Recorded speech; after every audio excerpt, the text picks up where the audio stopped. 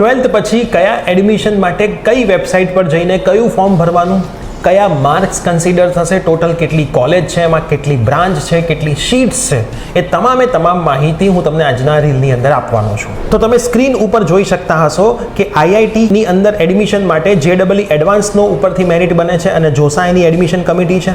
NIT, triple IT, જીએફટીઆઈ માટે જેડબલઈ Mains paper 1 consider થાય છે, જેની પણ એડમિશન કમિટી જોસા છે. 4 યર્સ અને 5 યર્સ માટે કેટલી કોલેજ, કેટલી બ્રાન્ચ અને કેટલી સીટ્સ અવેલેબલ છે એ સ્ક્રીન ઉપર તમને દેખાઈ રહી હશે. અને ગુજરાતની ગવર્મેન્ટને સેલ્ફ ફાઇનાન્સ કોલેજમાં બોર્ડ પ્લસ ગુજસેટ અને જેડબલઈ મેઇન્સ પેપર 1 ના આધારિત ACPC admission committee through admission થતું હોય છે. આર્કિટેક્ચરની વાત કરીએ તો આઈઆઈટી માટે જેડબલઈ એડવાન્સ, એનઆઈટી માટે જેડબલઈ મેઇન્સ પેપર 2, જીએફટીઆઈ માટે જેડબલઈ મેઇન્સ પેપર 2, જેની એડમિશન કમિટી જોસા છે.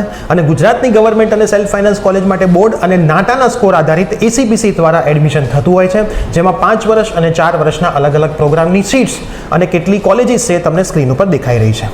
ફાર્મસીની અંદર ગુજરાતમાં ગવર્મેન્ટ અને સેલ્ફ ફાઇનાન્સમાં બોર્ડ પ્લસ ગુજસેટ, એના માર્ક, નીટ, યુજીના માર્ક, જેડબલઈ મેઇન્સ પેપર 1 ના આધારે એસીપીસી થ્રુ એડમિશન થતું હોય છે.